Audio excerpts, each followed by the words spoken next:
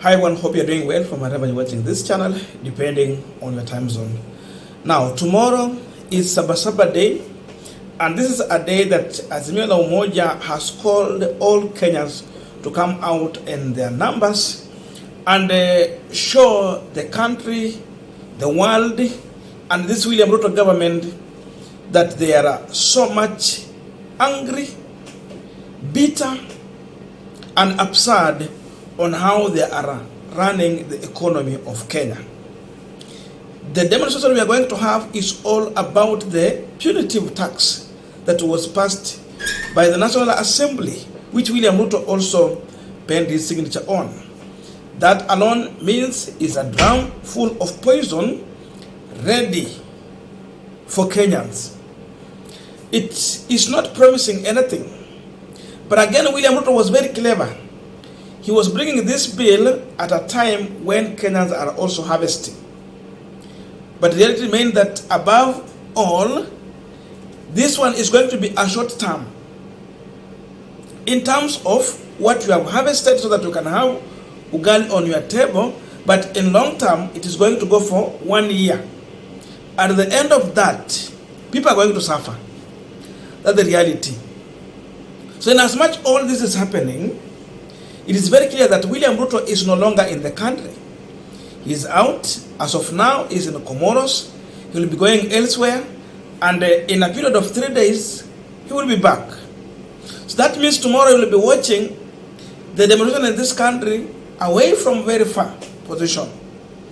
And remember, when the president is out of the country, then his deputy is in charge. All of them can't be out of the country at the same time. So as of now, the man in charge of this country is one Rigathi Gachagua, William Ruto's deputy president. And Senator Cherargei is trying to share out what they are intending to do ahead of the mass action. And if you go through that post, then you know what Kenya Kwanza government is good at. We know what Gachagua has been able to do, and we know what he might be intending to do. But one question Gachagua should ask himself, why is it that when we have mass action in this country, William Ruto will always find a reason to get out of the country? Ila siku zingine anaweza tuma Mudavadi aenda mrepresent, lakini wakati kuna maandamano hata wahi tuma mtu kama Mudavadi ama mtu mwingine aenda represent. Ruto will be out of the country. He will find something busy to do, and the rest will be left to gather Gachagua. Gachagua should understand Ruto has a reason why he always want him in such time when Kenyans are angry and are demonstrating and speaking their mind. This is what Senator Samson Kiprotich Arap Cherargei is sharing concerning what the government is planning to do ahead of mass action. Dispatched, tomorrow the government shall protect lives and property of the Kenyans from demos hooligans. Azimio One Kenya demonstration organizers including Tinga should be held responsible for any loss of life and property. Fanya fujo one. You can see the kind of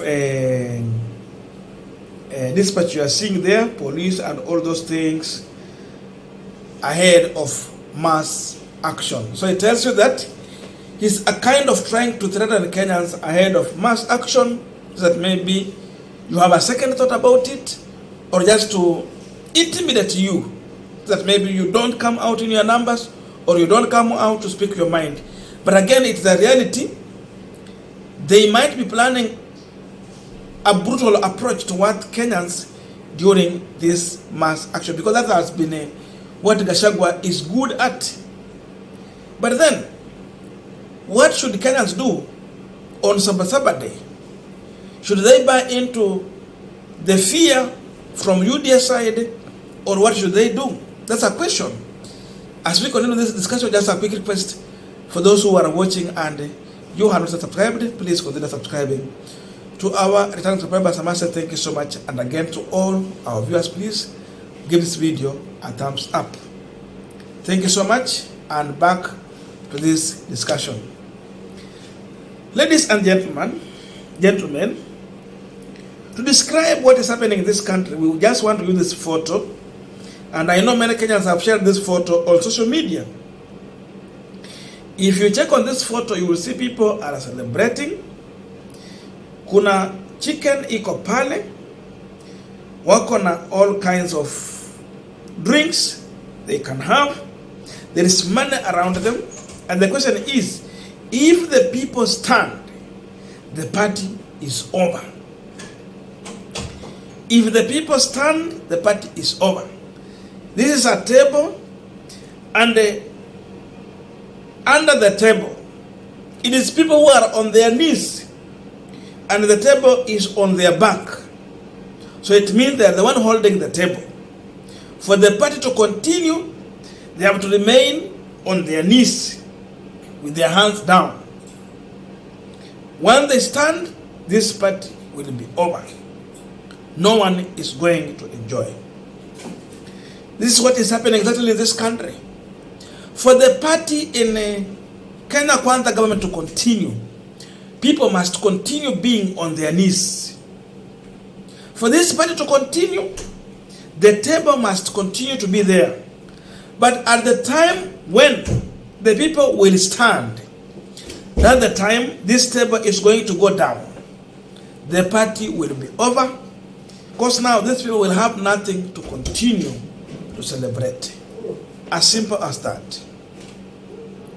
For impunity of overtaxing Kenyans to continue, so that these people can have money, Kenyans will continue to be on their knees. For William Ruto to collect those funds so that he can be able to finance 50 chief administrative secretaries, Kenyans must continue to be on their knees. The time they stand up, that party will be over. That celebration will be over. The punitive taxes is going to end. Overtaxing of Kenyans is going to end. Standing up means you come out in your numbers during Saba Saba. It is time to speak your mind. It is time to reclaim your position. It is time to reclaim your economy. It is time now to speak your mind. It is time to say that enough is enough. Otherwise, for you to allow these people to enjoy, it is you to be on your knees. That means you work for them. You toil. Then you come and prepare to be overtaxed so that they can continue to enjoy life. How many times Ruto has been going outside? He has become a tourist. Anytime he go outside, he goes there with a group of huge people. They need accommodation when they are going outside. They are flying. And all of this, they are spending taxpayers' money. Look on the budget they have in the president budget. Look on Gachagua's budget. Look on Mudavadi's budget. They are spending what Uhuru was spending in 1 year. In 1 year time, they do it in 6 months time. That is the party they are having. Today, now people who want to buy choppers, it is free tax. You want to buy spare part for choppers, it's free. So, it is only the rich who can buy. But those who want to buy a motorbike, wameweka tax. If you want to import anything here, kama watu wa kuleta vitu za kuuza hapa, rejareja, wameweka tax. They are overtaxing everything. Fuel is being overtaxed. So for them, they open a window to do their business. But they close a window for the common mwananchi to thrive in business. So it's all about Kenyans working so hard to facilitate William Ruto and his cronies. They will use every means possible to bring you down or to use you to get what they want. But so far they will never work for you. So in as much Cherargei is telling us what Gachagua is going to do, we know, and Gachagua should learn that one time he will be answerable for everything. In case something will happen and someone will be needed to Hague, then William Ruto will not be there. Anytime Ruto fly out of the country, is watching his hands clean from the mess that is going to happen. The person who will be in charge is what the constitution has said. When the president is out, his deputy is in. So anything that will happen, Cherargei is telling us what is going to happen. But then, Gachagua should know that he will be wholly responsible. Goons are going to be dispatched. They are going to cause mayhem during the Saba Saba day so that they find a reason to tear gas and then beat Kenyans during this time. So those goons should be also identified and kicked out of the mass action. It is time we stand up, or if not, then we continue to serve.